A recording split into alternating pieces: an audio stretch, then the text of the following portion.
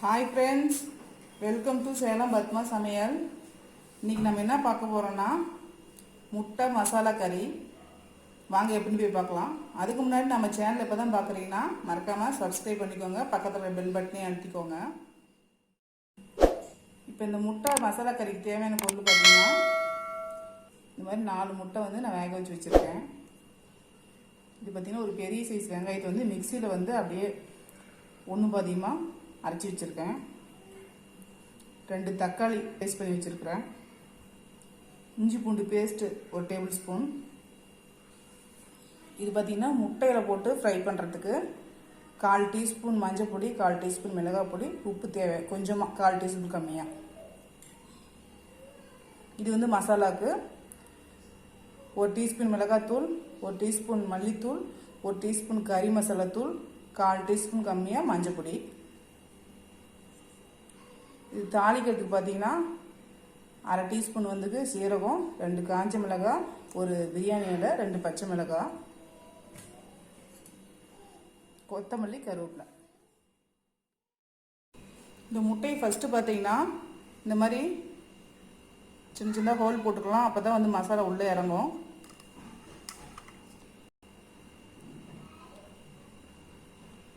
இந்த மாதிரி எல்லா முட்டையும் போட்டுக்கலாம். இப்போ பாருங்கள், நான் ஒரு சின்ன கடாயை வச்சுருக்கேன்.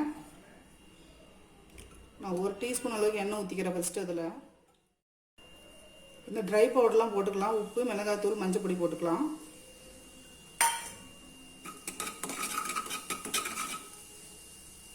இப்போ இதில் முட்டையை போட்டுக்கலாம்.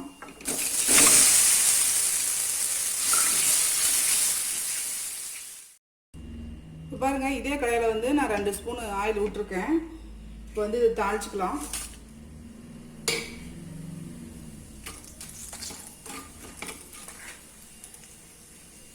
இப்போ வெங்காயம் போடுறேன்.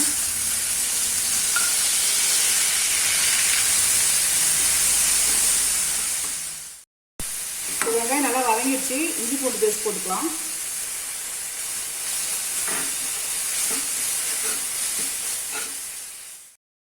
இப்போ இஞ்சி பூண்டு பேஸ்ட் நல்லா வதங்கிடுச்சு. நான் ட்ரை பவுடர்லாம் போட்டுறேன். இது 2 நிமிஷம் நல்லா வதக்கலாம். பச்சை வாசனை நல்லா போகணும். இப்போ இந்த தக்காளி பேஸ்ட் போடுறேன்.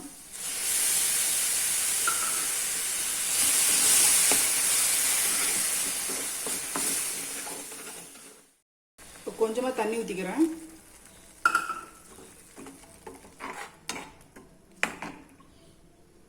இப்போ இந்த பச்சை மிளகாய்,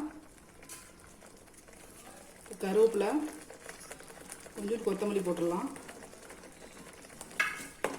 இது நல்லா கொதிக்கணும். இந்த மசாலாக்கு தேவையான அளவுக்கு உப்பு போட்டுக்கலாம்.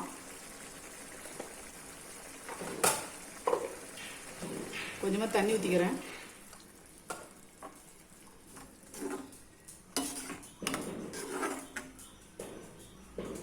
இப்போ க்ளோஸ் பண்ணி கொதிக்க வச்சுக்கலாம்.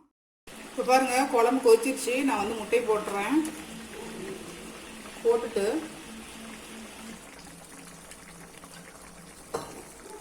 ஒரு 1/2 கப் அளவுக்கு தண்ணி ஊற்றிக்கிறேன்.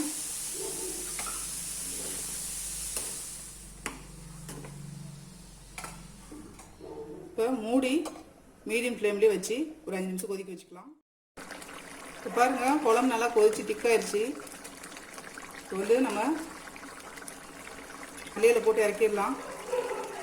முட்டை மசாலா ரெடிங்க. இப்போ பாருங்கள், நாம் செஞ்ச முட்டை மசாலா கறி ரெடி ஆயிடுச்சுங்க. இது பார்த்தீங்கன்னா இட்லி, தோசை, சப்பாத்தி, ரைஸ் எல்லாத்துக்குமே நல்லாயிருக்கும். இந்த வீடியோ உங்களுக்கு பிடிச்சிருந்தாக்க லைக் பண்ணுங்கள், ஷேர் பண்ணுங்கள், கமெண்ட் பண்ணுங்கள்.